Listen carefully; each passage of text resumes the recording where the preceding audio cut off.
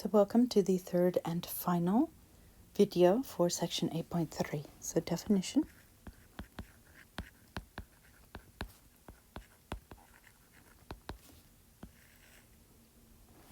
Okay, so the nth roots of unity. So the nth roots of unity. That's what we're defining. The nth roots of unity. So are the nth roots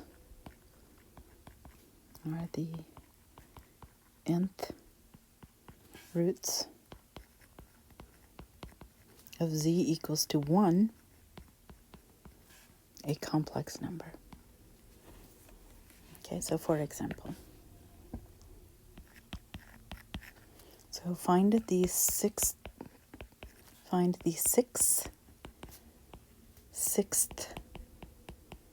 roots of unity. Okay, so we have z being equal to 1. So that means that that's 1 plus 0 times I, which is cosine of 0 plus I times sine of 0, because it's on the unit circle. Okay, so I'm just going to go ahead and find z sub 0, because we know how to do this now. So this will be, what is n in this case? It's the sixth. So it's going to be the sixth root of 1 times the quantity cosine of 0 over n plus 2 pi over n, where n in this case is 6. And the subscript for this guy is 0. Plus I times sine of the same argument, 0 over n, which is 6, plus 2 pi over n. And the subscript for this root is the 0th or first root. Okay, so we get 1 cosine of 0 plus I times sine of 0. Okay. Well, maybe I should do another one for good measure, because I don't know how far apart these are. Or do I? Well, maybe I do. So z sub 1 would be equal to the sixth root of 1, because that's a modulus, times cosine of 0 over n plus 2 pi over n.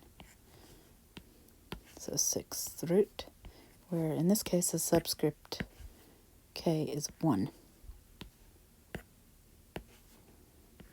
plus I times sine of 0 over n plus 2 pi over n, where n is 6.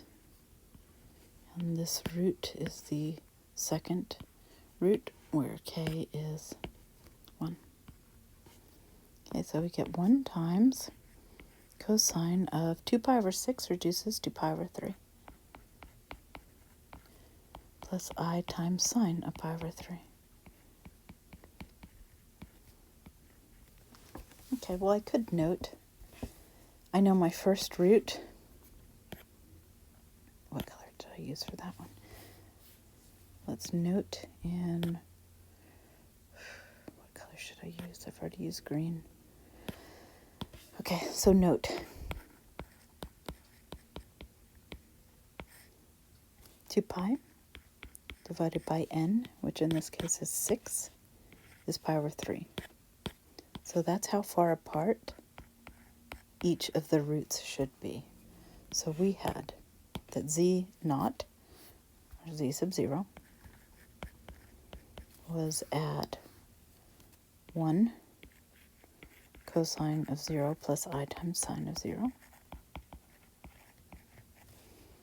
We found that z sub 1 was 1 cosine of pi over 3 plus I sine of pi over 3.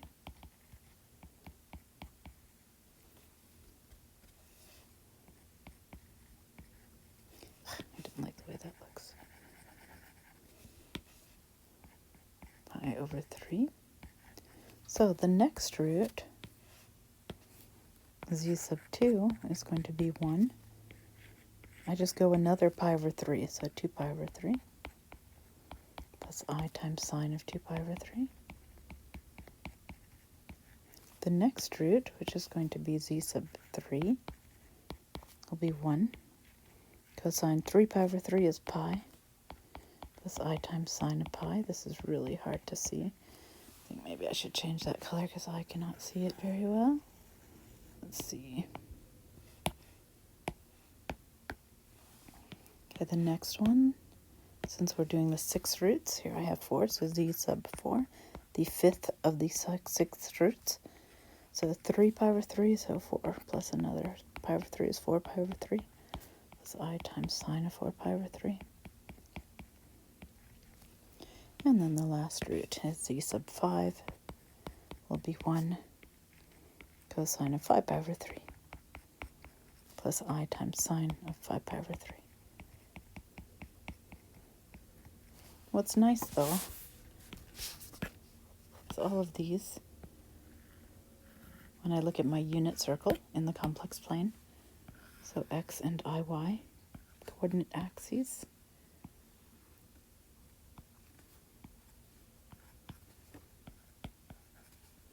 let's make this a bit bigger. So here is my unit circle.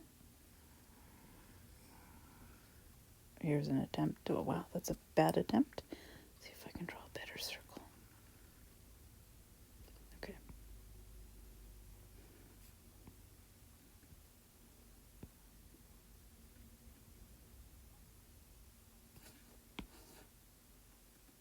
Yeah, good enough. Okay. So my first root, z sub 0, is at 0 degrees, or 0 radians. So z sub 0. My second root is at 60 degrees, z sub 1. My third root, z sub 2, is at 120 degrees, so z sub 2. My fourth root is at pi, so that's z sub 3. My fifth root, z sub 4, is at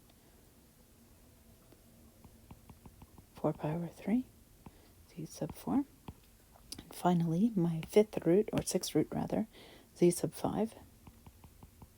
Oh, that's terrible. Let me draw that a bit better. Is at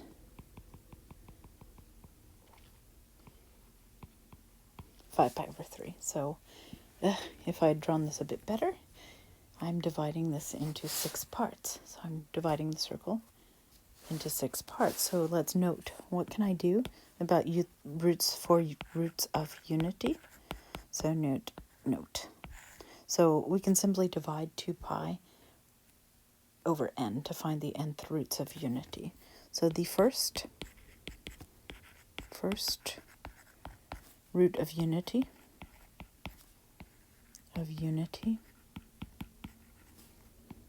is on S1 at 0 radians, or at theta equals to 0. Let me write it that way, that's better. At theta equals to 0. Okay, so the subsequent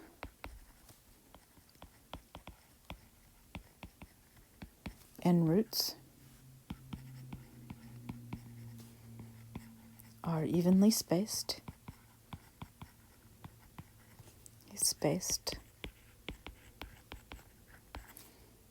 about S1, the unit circle, at angles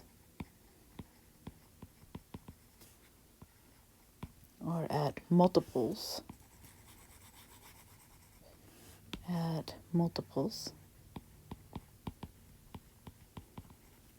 of 2 pi over n. So in this case, 2 pi divided by 6 is pi over 3. So this is 1 pi over 3, 2 pi over 3, 3 pi over 3, 4 pi over 3, 5 pi over 3, and 6 pi over 3. So I just need to count off multiples of pi over n. So let's do one last example. So for example, let's find the complex eighth roots of unity, or find the eighth eighth roots. Eighth. Is that how you spell it? Roots of unity. Okay, so without any work, we note n equals 8. So the spacing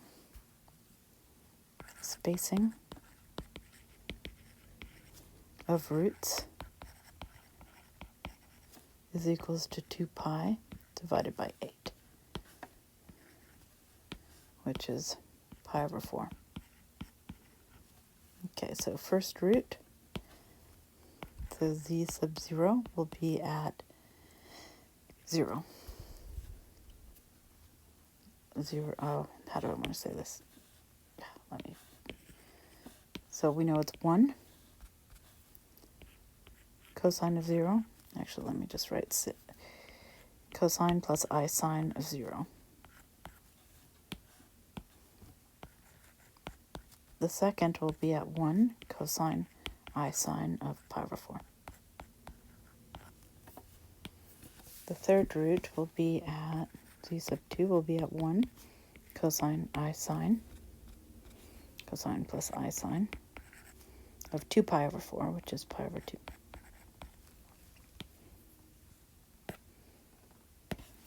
The fourth root, z sub 3, which looks like the same color. Let me get a better color here. So z sub 3, the fourth root, will be at 1 cosine plus I sine of 3 pi over 4. The fifth root, which is z sub, I don't like these, let's do blue. So z sub 4 will be 1 cosine plus I sine of 4 pi over 4, which is pi. Then the sixth root will be z sub 5. It's 1 cosine plus I sine of 5 pi over 4. Then what do we have? Let's do z sub 6, which is the seventh root. So 1 cosine plus I sine of 6 pi over 4, which is 3 pi over 2. And finally, z sub 7, which is the eighth root, will be 1 cosine I sine of, 7 pi over 4. Okay, so without further ado, I hope that these are 1/8 of a circle apart. So we're on the unit circle again. So x and y coordinate axes. X and y. Let's make it a bit larger this time.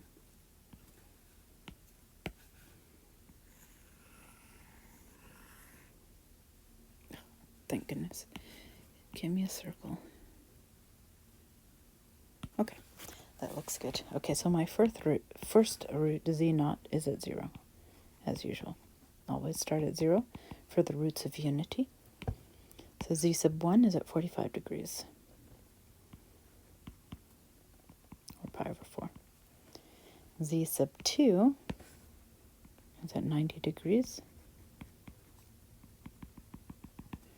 Z sub 3 is at 135. Z sub 3. Z sub 4 is at 180, or pi.